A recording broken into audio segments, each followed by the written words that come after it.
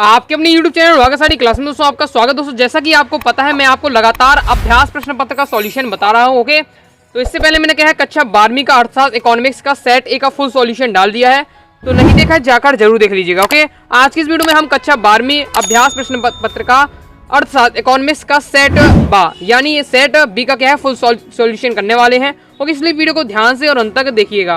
Okay, video को full quality में अभी से कर लीजिए जिससे आपको क्या है समझने में एक दिक्कत ना हो। ओके, तो चलिए स्टार्ट कर ले। तो सबसे पहले आपके 7 नंबर के आ जाते हैं। सही विकल्प का आपको चयन करना है। पहला आपका समष्टि अर्थशास्त्र में अध्ययन किया जाता है, तो इसका दोस्तों आपका राइट आंसर हो जाएगा आपका 12 नंबर का समग्र का। ओके, दूसरा है आपका औसत लागत वक्र का आकार होता है, तो इसका दोस्तों आपका राइट आंसर हो जाएगा आ नंबर का यू अक्षर जैसा। ओके, नेक्स्ट है दोस्तों आपका वस्तु का मूल्य बढ़ने पर। ओके, तो इसका दोस्तों आपका राइट आंसर आपका हो जाएगा 7 नंबर का बढ़ती। ओके, चौथा है दोस्तों समष्टि अर्थशास्त्र का अस्तित्व में आया, तो इसका राइट आंसर हो जाएगा दोस्तों आपका 1929 में। ओके, तो ए नंबर का आपका इसमें राइट आंसर हो जाएगा आ नंबर का।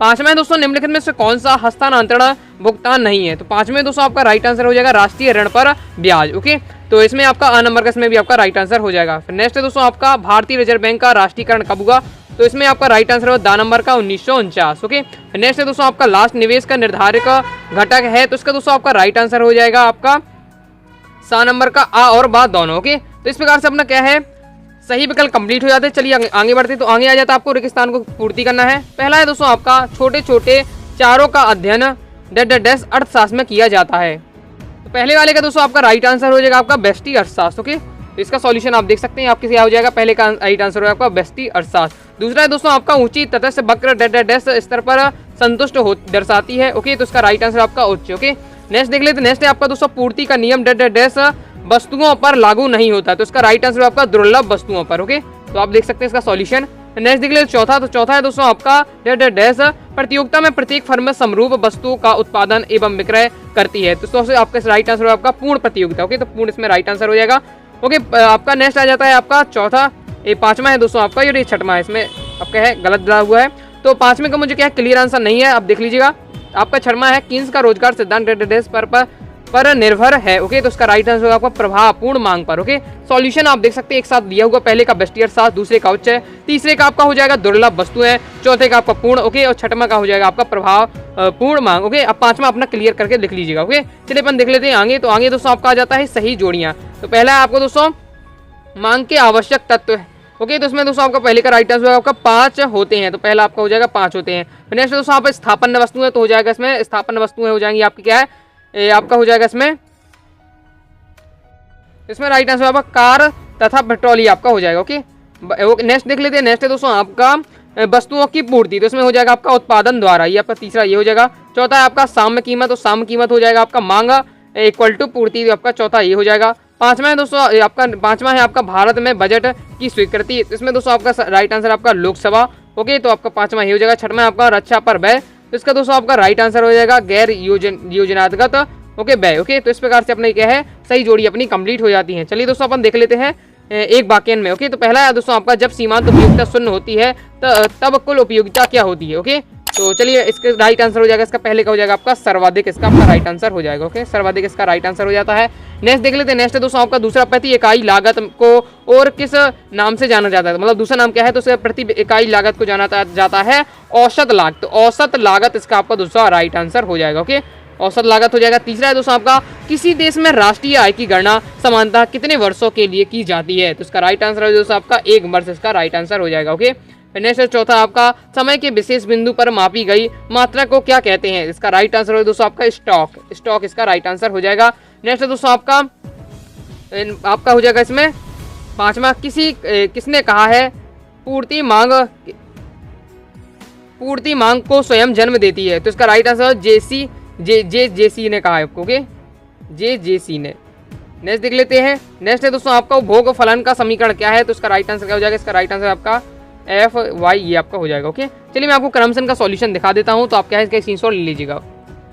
इसका सॉल्यूशन ये दिया, पहले का सर्वाधिक हो गया, दूसरे का औसत लाभ, तीसरे का आपका 1 वर्ष, चौथा का आपको स्टॉक, पांचवें का आपका जेसी। ओके, और आपका छठवें हो आपका ये हो जाएगा। ओके, समीकरण तो इस प्रकार से अपना कंप्लीट हो जाता है। चलिए अपन देख लेते हैं अपन दोस्तों आप 7। ओके, तो पहला है दोस्तों आपका उपभोक्ता संतुलन बराबर सीमांत उपयोगिता माइनस मूल्य होता है, तो ये आपका है असत्य है, ये आपका क्या है असत्य है। नेक्स्ट देख लेते हैं। नेक्स्ट है दोस्तों आपका उत्पादन बंद कर देने पर स्थिर लगाने शून्य हो जाते हैं, तो इसका ये भी आपका सत्य हो जाता है। नेक्स्ट है दोस्तों आपका साधनों की सीमिति की ही आर्थिक समस्याओं का मूल कारण है, ये आपका दोस्तों सत्य हो जाएगा।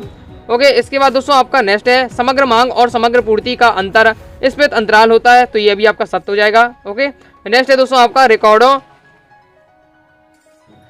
के प्रतिपादित किया कि पूर्ति स्वयं अपनी मांग सृजित करती है, तो इसका दोस्तों अभी आपका हो जाएगा, ये आपका क्या हो जाएगा, सत्य हो जाएगा। ओके, इसके बाद नेक्स्ट देख लीजिए। नेक्स्ट है दोस्तों आपका व्यापार संतुलन भुगतान संतुलन का अंग है, तो ये आपका सत्य हो जाएगा। फिर नेक्स्ट है दोस्तों आपका विनिमय दर के निर्धारण में पूर्ति को महत्वपूर्ण स्थान है, तो ये आपका क्या है, असत्य हो जाएगा। तो इस प्रकार से अपने क्या है, सत्य कंप्लीट हो जाते हैं।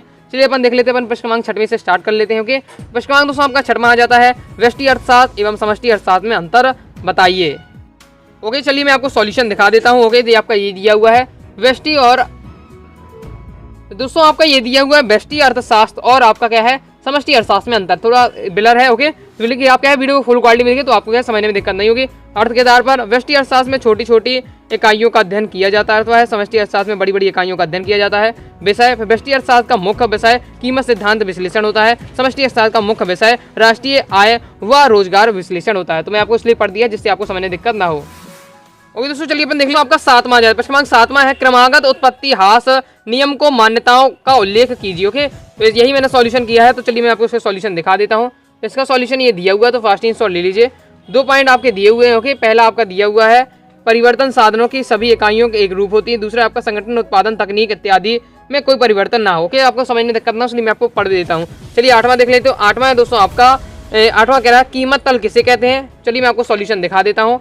तो इसका सॉल्यूशन आपके सामने ये दिया हुआ क्या है, कीमत तल किसे कहते हैं, किसी वस्तु या सेवा की सरकार द्वारा निर्धारित न्यूनतम सीमा को क्या है, कीमत तल कहते हैं। चलिए दोस्तों अपन 9वां देख लेते हैं। वीडियो फुल क्वालिटी में देखिए तो आपको दिक्कत नहीं होगी। 9वां है आपका प्रशासकीय कीमत से क्या आशय है। ओके, चलिए इसका सॉल्यूशन देख लीजिए। ये आपका दिया है प्रशासकीय कीमत से क्या आशय है, तो सरकार के लिए इन कीमतों का नियम करना आवश्यक है। इस उद्देश्य से सरकार कुछ वस्तुओं की कीमत उच्चतम एवं निम्नतम स्तर पर निर्धारित कर देती है जो बाजार उन्मुख कीमत से भिन्न होती हैं, जिन्हें प्रशासनिक कीमत कहते हैं। ओके, अगर आपको समझ में दिक्कत रहे तो मैं बोल देता हूँ, इसलिए आप लिख लीजिए। ओके, चलिए अपन देख लेते हैं प्रश्न क्रमांक 10वां। ओके दोस्तों, आपका प्रश्न क्रमांक 10वां आ जाता है स्टॉक और प्रवाह में अंतर बताइए, अथवा पूछा जा रहा है राष्ट्रीय आय तथा प्रति व्यक्ति आय की तुलना कीजिए। तो मैंने क्या है, स्टॉक और प्रवाह में अंतर लिखा है, तो इसका सॉल्यूशन मैं आपको दिखा देता हूँ। तो दोस्तों इसका आपको सॉल्यूशन ये दिया हुआ है स्टॉक और प्रवाह में अंतर, तो इसका क्या है, फास्ट ही स्क्रीनशॉट ले लीजिए। ओके, ये आपके दिए 2 पॉइंट। पहला स्टॉक वह मात्रा है जिसे किसी समय विशेष पर मापा जाता है, प्रवाह वह मात्रा है जिसे किसी विशेष समय अवधि पर मापा जाता है। स्टॉक में कोई समय काल नहीं होता है और प्रवाह में समय काल होता है, ये आपका हो जाता है। ओके, चलिए अपन देख ले प्रश्न क्रमांक 11वां। देखो आपका प्रश्न क्रमांक 11वां है राष्ट्रीय आय की गणना की प्रमुख विधियों के नाम लिखिए। ओके, चलिए मैं आपको इसका सॉल्यूशन दिखा देता हूँ। तो ये दिया है आपका प्रश्न क्रमांक 11वें का सॉल्यूशन। तो ये आपकी दी है राष्ट्रीय आय की गणना की प्रमुख विधियां। पहला है उत्पाद विधि या न्यून वृद्धि विधि, दूसरा आपका आय विधि, और आपका तीसरा दिया है व्यय विधि। ओके, ये आपके हो जाता है। चलिए अपन देख लेते हैं प्रश्न क्रमांक 12वां। तो प्रश्न क्रमांक दोस्तों आपका 12वां है मुद्रा के 2 प्रमुख कार्य लिखिए। ओके दोस्तों, आपको क्या है, इसमें मुद्रा के 2 प्रमुख कार्य को आपको बताना है, समझाना है। ओके, चलिए सॉल्यूशन दिखा देता हूँ। तो ये दिया है आपका प्रश्न क्रमांक 12वें का सॉल्यूशन मुद्रा के 2 प्रमुख कार्य। ओके, तो पहला है दोस्तों आपका विनिमय का माध्यम, सॉल्यूशन आप देख सकते हैं ये दिया हुआ है। दूसरा है आपका मूल्य मापन। ओके, तो इसका क्या है, फास्ट इंस्टॉल लीजिए। तो इस प्रकार से अपना ये कंप्लीट हुआ। चलिए अगर देख ले प्रश्न क्रमांक 13वां। तो प्रश्न क्रमांक देखो 13वां का क्लियर आंसर नहीं था, इसलिए मैंने ये अभी नहीं किया है। ओके दोस्तों, मैं इसका सॉल्यूशन आपको टेलीग्राम पर शेयर कर दूंगा। ओके, इसलिए आपका टेलीग्राम को ज्वाइन करके जरूर रखिएगा। चलिए अपन देख लेते हैं प्रश्न क्रमांक 14वां। ओके दोस्तों, तो आपका प्रश्न क्रमांक 14वां है कुल मांग के घटकों के नाम दीजिए, अथवा में है पूर्ण रोजगार क्या है। तो मैंने इसका क्या है, कुल मांग के घटकों के नाम लिखे हैं। ओके, चलिए सॉल्यूशन दिखा देता हूं। तो ये आपका दिया है प्रश्न क्रमांक 14वें का सॉल्यूशन। ओके, तो कुल मांग के घटक कौन है, पहला है उपभोग, दूसरा आपका निवेश, तीसरा आपका सरकारी व्यय, चौथा है आपका शुद्ध निर्यात। ये आपका ना कंप्लीट हो जाता है। ओके, इतना ही लिखना है आपको। नेक्स्ट है आपको दोस्तों प्रश्न क्रमांक 15। प्रश्न क्रमांक दोस्तों 15 है बचत फलन को परिभाषित कीजिए, अथवा में आपका उपभोग प्रवृत्ति से क्या आशा है। मैंने इसका अथवा वाला सॉल्यूशन किया है, उपभोग प्रवृत्ति से क्या आशा है। ओके, चलिए हमको दिखा देता हूँ प्रश्न क्रमांक 15 के अथवा का सॉल्यूशन। तो ये दिया है आपका उपभोग प्रवृत्ति क्या है, उपभोग प्रवृत्ति आय और उपभोग के बीच फलनात्मक संबंध को बताती है। बस आपको इतना ही सॉल्यूशन लिखना है कि अभी 2-2 नंबर के अपने चल रहे हैं। ओके, चलिए अपन देख लेते हैं अपन प्रश्न क्रमांक 16वां। ओके, तो प्रश्न क्रमांक दोस्तों आपका 16वां है मांग के नियम की विशेषताएं समझाइए, अथवा पूछा जा रहा है मांग को प्रभावित करने वाले घटकों का वर्णन कीजिए। ओके, तो इसमें मैंने दोस्तों क्या है मांग को प्रभावित करने वाले घटक मैंने बताए हैं। ओके, चलिए मैं आपको सॉल्यूशन दिखा देता हूँ। तो इसका दिया आपका ये सॉल्यूशन ये दिया हुआ है, तो फास्ट इंस्टॉल ले लीजिए। आपको क्या है, मांग को प्रभावित करने वाले आपको घटक बताना है। पहला है दोस्तों आपका वस्तु की कीमत। ओके, तो इसका स्क्रीनशॉट ले लीजिए। इसके आगे दोस्तों आपका दूसरा दिया है उपभोग की आय। ओके, तो इसका भी आ गया है, फास्ट स्क्रीनशॉट ले लीजिए। इसके बाद दोस्तों आपका तीसरा पॉइंट दिया है जनसंख्या, तो इसका भी क्या है, स्क्रीनशॉट लीजिए। तीन नंबर का है, 3 पॉइंट लिख दीजिए आपका पर्याप्त। क्योंकि जितने नंबर का है उतने आपको पॉइंट लिख के आपको समझा देना है। तो आपका ये तीसरा आपको दिख रहा है जनसंख्या, तो इस प्रकार से अपने कंप्लीट हो जाता है। चलिए अपन देख लेते हैं प्रश्न क्रमांक 17। ओके, तो प्रश्न क्रमांक 17 क्या है, इसमें थोड़ा मिसप्रिंट लेकर गया है मैंने, अथवा वाला किया। अथवा वाला है उपयोगिता के लक्षण समझाइए। उपयोगिता के आपको लक्षण बताना है, 3 नंबर का क्वेश्चन है। ओके, चलिए मैं आपको सॉल्यूशन दिखा देता हूँ। तो ये आपका है प्रश्न क्रमांक 17 का सॉल्यूशन। ओके, उपयोगिता के आपको लक्षण बताना है। तो आपका ये पहला है उपयोगिता के लक्षण, पहला पॉइंट है उपयोगिता एक आत्मनिष्ठ धारणा है। ओके, तो इसका सॉल्यूशन आपका ये दिया, उपयोगिता किसी वस्तु का निजी गुण नहीं है, यह एक मनोवैज्ञानिक धारणा है। दूसरा आपका उपयोगिता अमूर्त होती है, इसका भी आप सॉल्यूशन देख सकते हैं। ओके, तो इसका क्या है, फास्ट इंस्टॉल ले लीजिए। नेक्स्ट है दोस्तों आपका तीसरा पॉइंट दिया है उपयोगिता वस्तु और उपभोक्ता के संबंध पर निर्भर होती है, इसमें भी आपको लिख लेना है। ओके, तो इस प्रकार से मैंने आपको 3 पॉइंट करवा दिए हैं। चलिए अपन देख लेते हैं प्रश्न क्रमांक 18। तो नेक्स्ट आ जाता है प्रश्न क्रमांक 18। तो प्रश्न क्रमांक 18 में क्लियर आंसर नहीं था मुझे पता, इसलिए मैंने नहीं किया है। अगर मिलता है तो मैं आपको टेलीग्राम पर शेयर कर दूंगा, इसलिए टेलीग्राम को जानकारी जरूर कीजिएगा। ओके, चलिए अपन नेक्स्ट देख ले प्रश्न क्रमांक 19। तो प्रश्न क्रमांक दोस्तों आपका 19 है बैंक दर और रेपो दर में अंतर समझाइए। ओके, तो चलिए मैं आपको इसका सॉल्यूशन किया, तो मैं आपको इसका सॉल्यूशन दिखा देता हूँ। तो इसका सॉल्यूशन आपके सामने ये दिया हुआ है, तो इसका क्या है, फास्ट इंस्टॉल ले लीजिए। आपको इसमें दोस्तों आपको बैंक दर और क्या है रेपो दर में आपको अंतर बताना है। ओके, तो पहले आशय के आधार पर दिया है आपका अंतर, तो देख लीजिए, फास्ट इंस्टॉल ले लीजिए। इसके बाद दोस्तों आपका दिया है सहायक। ओके, तो इसका भी स्क्रीनशॉट ले लीजिए। इसके बाद तीसरे आप दिया है आपका प्रभाव। ओके, तो इसका भी आप स्क्रीनशॉट ले लीजिए। तो आपके 3 पॉइंट के रूप में क्या है, बैंक दर और रेपो दर में अंतर बताया गया। ओके, चलिए अपन देख लेते हैं नेक्स्ट प्रश्न क्रमांक आपका 20। ओके, तो प्रश्न क्रमांक 20 में आपका सीमांत उपयोगिता हास नियम से आशय है क्या है और क्या है, रेखाचित्र माध्यम से आपको समझाना है। ओके दोस्तों, अथवा आपसे पूछा जा रहा है सीमांत उपयोगिता एवं कुल उपयोगिता के परस्पर संबंध को समझाइए। ओके, तो मैंने इसका क्या है, अथवा वाला किया है प्रश्न क्रमांक 20 में का, तो मैं आपको सॉल्यूशन दिखा देता हूँ। ये दिया हुआ है आपका प्रश्न क्रमांक 20 में का अथवा का सॉल्यूशन, तो इसका क्या है, फास्ट इंस्टॉल ले लीजिए। ओके, इसे क्या है, टीयू और एमयू भी आपको कहते हैं। ओके, तो इसका सॉल्यूशन आपको दिया, संबंध पूछा गया है, पॉइंट वाइज पॉइंट समझाया गया, तो फास्ट इंस्टॉल लीजिए। आपका पहला पॉइंट हो जाता है कुल उपयोगिता और सीमांत उपयोगिता दोनों में घनिष्ठ संबंध है। ओके, इस पॉइंट से रूप में समझाया गया। दूसरा है जब कुल उपयोगिता बढ़ती है तो सीमांत उपयोगिता घटती है। ओके, आपका ये दिया हुआ है, आपको ये ग्राफ बना लेना अच्छे से। ओके, नेक्स्ट आपका तीसरा दिया हुआ है जब उपयोगिता बढ़कर सर्वाधिक होती है तब सीमांत उपयोगिता घटकर शून्य हो जाती है। ये क्या है, संबंध है। ओके, जब कुल उपयोगिता घटने लगती है तो सीमांत उपयोगिता ऋणात्मक हो जाती है। ओके, ये आपका दिया हुआ, तो फास्ट इंस्टॉल ले लीजिए। फिर ओके, आपको चित्र आपको बनाना है, तो ये चित्र के आपके पॉइंट दिए हुए हैं और आपको ये डायग्राम बना लेना है, क्योंकि आपको चित्र के रूप में समझाना है। ओके, तो ये आपका दिया हुआ है, तो फास्ट इंस्टॉल ले लीजिए। इसकी आपको चित्रानुसार के आपको बारे में बता देना चित्र के। ओके, तो इस प्रकार से अपने कंप्लीट हो जाता है। चलिए अपन देख लेते हैं नेक्स्ट क्वेश्चन। नेक्स्ट दोस्तों आता है प्रश्न क्रमांक 21।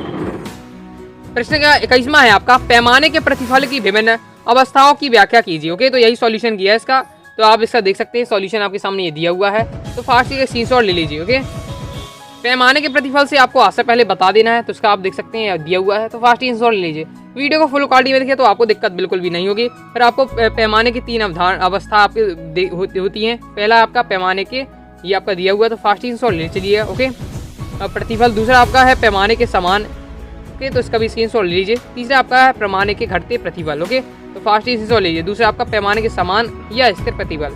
तो ये आपके 3 दिए हैं, तो तीनों का आप स्क्रीनशॉट ले लीजिए। ओके, तो आई होप आपने देख लिया होगा। इसकी पीडीएफ मैं टेलीग्राम पर शेयर कर दूंगा, तो जानकारी जरूर कीजिएगा। ओके, आप देख लीजिए प्रश्न क्रमांक 22। ओके, प्रश्न क्रमांक आपका 22 ये दिया हुआ है। इसका मैंने क्या है, अथवा वाला किया है, राजस्व प्राप्तियों एवं पूंजी प्राप्तियों में आपको क्या है, अंतर बताइए। ओके, तो इसका सॉल्यूशन चलिए मैं आपको बता देता हूँ। तो इसका सॉल्यूशन आपका ये दिया हुआ है। ओके, तो प्रश्न क्रमांक 22 में अथवा का सॉल्यूशन आपके सामने ये दिया है, राजस्व प्राप्तियों और पूंजीगत प्राप्तियों में अंतर। ओके, तो पहला आपका दिया हुआ है आशय, तो आधार है आशय आपका, तो इसके आधार पर दिया गया है, तो अंतर फास्ट स्क्रीनशॉट ले लीजिए। ओके, पॉइंट वाइज पॉइंट में आपको दिखाता जाऊंगा, तो आप स्क्रीनशॉट ले चलिएगा। दूसरा दिया है आपका प्रगति, राजस्व प्राप्तियां आवृत्ति प्रगति होती हैं। ओके, और जो पूंजीगत प्राप्ति होती है अनावृत्ति प्रगति की होती हैं। ओके, तीसरा आपका दिया है शोधकता, ये आपका दिया हुआ है, तो उसका भी स्क्रीनशॉट लिए। राजस्व प्राप्तियां अशोध्य होती हैं और पूंजीगत प्राप्तियां आपकी है शुद्ध होती हैं। फिर आपका चौथा है अवधि के आधार पर। अवधि के आधार पर क्या है, राजस्व प्राप्तियां आपकी अल्पकालीन होती हैं और पूंजीगत प्राप्तियां आपकी दीर्घकालीन होती है। तो इस प्रकार से आपका अंतर कंप्लीट हो जाता है। चलिए अपन देख लेते हैं अपना लास्ट क्वेश्चन प्रश्न क्रमांक 23। ओके दोस्तों, तो प्रश्न 23वां है स्थिर विनिमय प्रणाली के दो गुण एवं दोष लिखिए। ओके, तो चलिए मैं आपको उसका सॉल्यूशन दिखा देता हूँ। तो प्रश्न 23वें का सॉल्यूशन आपका दिया हुआ है स्थिर विनिमय दर के दो गुण आपकी। ओके, पहले दो गुण देख लीजिए। पहला गुण है आपका अंतरराष्ट्रीय व्यापार को प्रोत्साहन, इसके बारे में आपको बता देना है। दूसरा आपका पूंजी निर्माण, तो ये भी आपका दिया हुआ है, तो इसका भी क्या है स्क्रीनशॉट ले लीजिए। ओके, तो ये अपने क्या हो गए स्थिर विनिमय के आपके दो गुण हो गए। फिर आपको क्या है स्थिर विनिमय दर के आपको दो दोष बताने हैं। तो पहला है आपका भ्रष्टाचार। ओके, तो ये क्या है सबसे बड़ा आपका दोष है। ओके, दूसरा दिया है आपका विनिमय दर में आकस्मिक परिवर्तन, तो इसका भी आपको फास्ट स्क्रीनशॉट ले लिए। तो इस प्रकार से मैंने आपको क्या है स्थिर विनिमय दर के आपको दो गुण बता दिए, दो दोष बता दिए है। तो इस प्रकार से अपना क्या है प्रश्न 23वां भी कंप्लीट हो जाता है। तो इस प्रकार से मैंने आपको कक्षा 12वीं का अर्थशास्त्र इकोनॉमिक्स का सेट आपका क्या है सेकंड बी, ओके 12 नंबर का कंप्लीट करा दिया है। ओके, आई होप आपको वीडियो पसंद आई होगी।